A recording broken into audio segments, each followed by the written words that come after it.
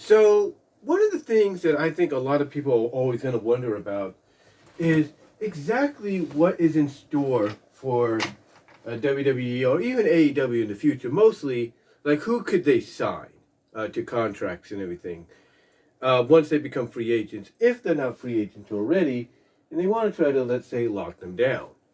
Well, there's definitely no secret that whether you believe there's a hiring freeze or not because of the deal going on currently with Endeavor purchasing WWE, or it's just the fact that they want to wait till the draft is over before they actually consider signing people, that's up to you to, debate about with your friends and fellow fans and all that.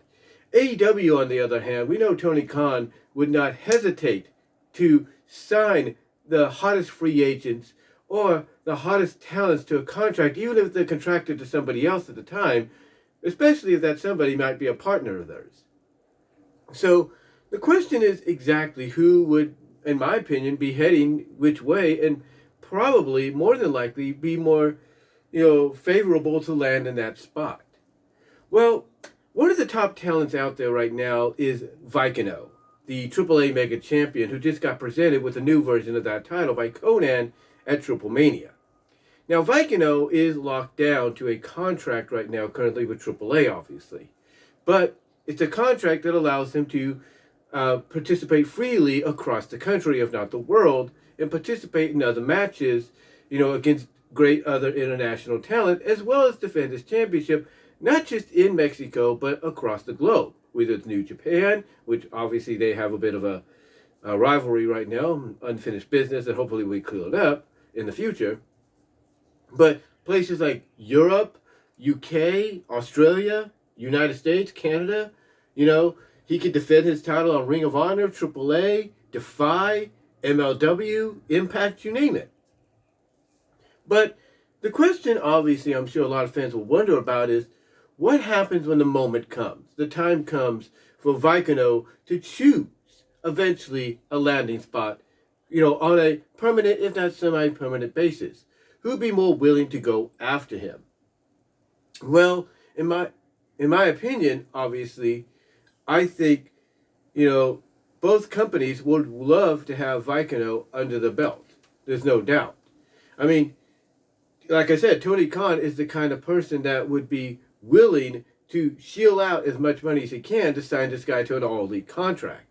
I mean, the positive about that is Vicano could still remain AAA champion, but after that time comes where he has to drop the title and maybe contractually his time at AAA is done, he'd still have a landing spot to be at, right off the bat in AEW. But we also know that someone like Triple H, who is the chief content creator, if you will, and head of creative, and basically responsible for trying to sign some of the best talent, out there, especially if they want to make this situation with Endeavor look good.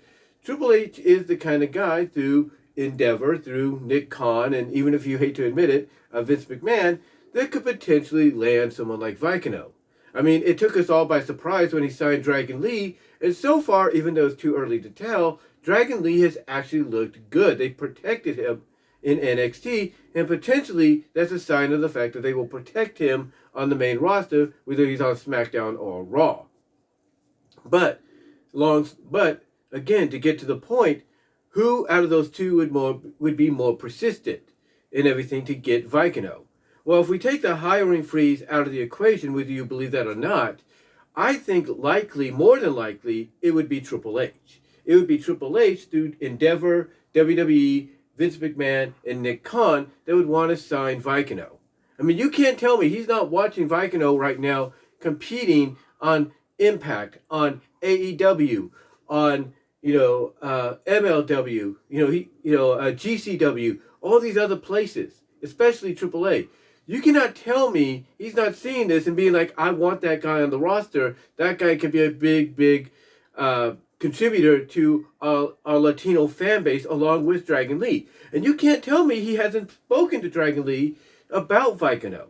So I think out of the two, more than likely, it would be Triple H that will do the best he can to pursue Vicano and sign him to a contract down the line. Again, I'm not saying that, Tony Khan wouldn't be someone that would pursue him and want him as well. Of course he would. I mean, the obvious advantage of signing with AEW is you'll still be able to compete in AAA. You'll still be able to compete in GCW. You'll still be able to compete, anywhere you want independently, with a few exceptions. But that would be the advantage. However, knowing Triple H, I should say, knowing Triple H, he would love to have Vicano under there to help increase that Latin American fan base. And I could see him, through Dragon Lee, making a promise and an agreement towards Vicano that, hey, you come over to us, not only will you get a wider range of exposure across the globe, but you'll have more opportunities to get better in the ring. Now, some would say the disadvantage of that is he would have to tone down his style. And that might be the case, but you know what? Maybe Vicano would be cool with that. Maybe a deal could be made to where, hey, when you do televised matches like Raw and SmackDown, NXT, tone down your moveset, and don't really overexpose yourself. But when it comes to, let's say, pay-per-views, maybe a few occasional special live events, hey, let loose. Go all out. Maybe that's the deal that gets made. I don't know. But if I'm going to be honest, if history has shown us anything, it's basically kind of like, I would say it's a pick'em, if you will. But if I'm going to lean towards any side, and I'm not saying this because I'm a WWE fan guy or anything, I'm just saying this as a realist, I'm looking at, WWE as being the potential landing spot for someone like Vicano, should the day come eventually that he wants to pursue other opportunities outside of AAA. Now, who else could get signed to other contracts? Well, I look at what's going on in the independent scene, and I see people like, let's say, Myron Reed, very talented, middleweight, cruiserweight, superstar wrestler, and I see potential of this guy excelling, I should say, on a bigger stage. But where would he excel the most? Well, as much as I would like to say WWE would be the place for him, especially with NXT, I see Myron Reed more so landing in AEW. Why do I say that? Because I could see him fitting in better there. I could see him fitting in as part of the Ring of Honor, roster, if you will. Heck, I could even see him, believe it or not, fitting in better with the introduction of Collision later this year.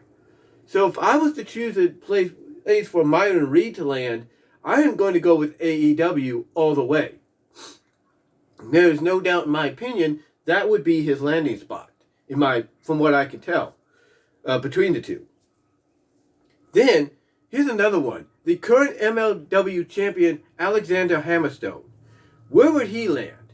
Well, honestly, I think Hammerstone, even though, like I said earlier with Vicano, it's a pick'em, this, again, I gotta lean in the favor of WWE. He's got that look. He's got the ability, he can go in the ring. He's got that look that both Triple H and mostly Vince McMahon likes. And heck, people probably look at him as essentially this generation's Hulk Hogan. Now, I know that's high praise to give the guy, but the truth is, when you look at how MLW is presenting him, it feels like they're trying to present him as this generation's Hulk Hogan. And you can't tell me that if Vince McMahon gets wind of that, like, hey, this guy is looked at as the modern day Hulk Hogan, that he won't want to sign him. So I'm leaning more towards Hammerstone. When the time comes for him to explore other options, I'm leaning towards more WWE. I know that's hard to believe, but I'm leaning more towards that direction. That's just my opinion, though. That's just my opinion, but I believe he would be more suitable in that environment. I really do. But who else is out there? Well, speaking of MLW, what about Jacob Fatu? Jacob Fatu, I believe, once his time is up, depending on, the controversies and stuff that follow him, I think this guy, especially if he's connected to the Samoan dynasty, the bloodline, he's WWE bound. There is no doubt. I mean, yeah, he would be a great addition to AEW. I'm not going to deny that. I mean, they could definitely use someone like a Jacob Fatu on the roster. But if I'm going to be completely honest, because he has family in WWE, I believe he's more WWE bound. And that includes the new Samoan SWAT team that are the current tag team champions in MLW as well. I believe him and his cousins are more WWE bound than they are AEW bound. Now, I could be wrong, and they could end up in AEW, but when you look at the fact that they have connections to, to people like Roman Reigns and the Usos, yeah, I can't honestly say that, I can't honestly say that I don't see him and that tag team landing anywhere else but there. That's just my opinion. That's just my opinion. Now, what about other people? Well, right now, there is one talent that I think is a pick-em for both WWE and AEW. And that is someone that's currently on the injured list. And that, my friends, is Josh Alexander. Now, I know you would think, oh, Josh Alexander is more AEW bound than anything. And you'd be right. He fits that style of AEW. He's a wrestler. He can go and everything. He fits that style. But he also reminds people of a young Kurt Angle. So if you're WWE, just like I mentioned with Hammerstone, and you're hearing people compare him as this generation's Kurt Angle, do you not think someone like Vince McMahon would be like, I want him? You don't think someone like Triple H would be like, I want him? Of course they would. But it's a pick-em. It is a pick-em, if you will, for Josh Alexander. And I look at the fact that right now, if he wants to spend time with his family, be a father to his, his son and everything, I'm definitely looking at AEW as the best option for him right now. That is until his son gets older and it is more understanding of his father having to be away. So if I'm going to choose a place for him to land, even though I know Vince McMahon and Triple H would love to land him because he reminds them of Kurt Angle, I'm going with AEW. That to me is the place for him right now, especially if he wants to spend time with his family. Especially being a father to his son. Now, what else? Now, who else do I see going somewhere? Well, I'll look at it this way. WWE and AEW both have to build up the women's divisions. There is no doubt. And I strongly believe that this woman right now, who is the current GCW World Champion, is going to be WWE bound, and that's Masha Slamovich. Now you might say, oh, well, she doesn't fit WWE style. She doesn't fit that style or anything. Oh, believe me, I understand that. But if you want to build her up as a monster heel or face in the women's division, I think WWE is the place to be. I mean, you can put her in AEW, and that's great. But let's look at that women's division right now. That women's division, just like WWE, needs to get reorganized. I mean, yeah, they're trying to put focus on it now and everything. But to be honest with you, I think more than likely WWE is the place for her. I really do. I think it is the place for her to go when the time is right. Why? Because you could build her up as a monster heel or face, to go up against anybody that you feel, she could go up against and basically, have them put her over. So I see Slamovich more than anything being, WWE bound over AEW. Now, speaking of Impact, because that's where she's at most of the time, outside of GCW. Speaking of Impact, let's take a look at the Virtuoso one. The Virtuoso one, Deonna Purrazzo. You're probably thinking, well, they just put the Impact Knockouts title back on her for the third time. Why would she want to go anywhere? Her and her husband are going to be the power couple of, of Impact Wrestling. Well, here's the thing, though. Her husband's going to be positioned as a babyface. We know that. Well, not babyface, but her husband's going to be a heel. She, right now, might be positioned as a babyface. So, what I'm looking at, unless they do trick us and they say, hey, we want to build to a power couple versus power couple till its anniversary, between, the All This Is, Nick and Mickey and Purrazzo and, Steve Macklin, if you will. Unless they go that direction, I'm looking at the fact that Purrazzo, to me, when it's all said and done, depending on how long she's got to go in Impact, I believe, people are saying she needs to go to WWE. That's the place for her to be. She's been there. Remember, she was basically jobbing out to the likes of Nia Jax in one of her final appearances. Do you think she wants to go back there? Maybe. because, hey, she's improved. She's better now. But I think she got a taste of AEW. I think she's AEW bound. I mean, as much as I would love to see a Deonna Purrazzo, Becky Lynch feud or Deonna Purrazzo, Charlotte feud and everything, which would be great, I think she's more AEW bound than anything. So if you're going to expect her in a major company outside of Impact soon, expect her in AEW. And really, that's all I can say, ladies and gentlemen. That's all I can say. Now you might ask, well, what about Rosemary? What about her? You know, she's a very iconic, name in Impact Wrestling and independent wrestling. What about her? Well, I'll look at it this way. If they do put the Bunny Alley back into any kind of major storyline to where they need a solution, I could see Rosemary being AEW bound. I could. But right now, I think she's one of those pickups.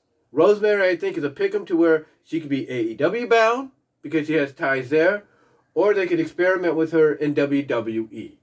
I mean, heck, you already have Abaddon, all elite. So pairing her up with, Rosemary, hey, you want a women's tag team because you maybe have tag team titles, on standby to be debuted in the future? There you go. But she's a pick-em. But if I'm going to lean anywhere, I'm going to lean more towards WWE because, hey, she'll get more opportunity, and she might be that kick in the rear that the women's division needs creatively. But outside of that, ladies and gentlemen, those are just my thoughts as to who I think will go where once the contracts, whenever those contracts are due to expire. These are just my opinions on where I think certain people will land and why I think they will land and why I think in some cases it's a better fit for them, and more so why I think on the WWE side of things and the names I mentioned going there, I believe Triple H will pursue them more so than Tony Khan, but why I see certain talents that I mentioned would go to AEW, Tony Khan would pursue and agree to their terms. But let me know what your thoughts are. Do you agree with my choices? Do you think that these are the best landing spots for them, obviously? Or do you think maybe they should be switched around and go to the opposite side? Let me know what your thoughts are down below, guys. Comment if you like. Love to hear from each and every one of you. And until next time, I am out.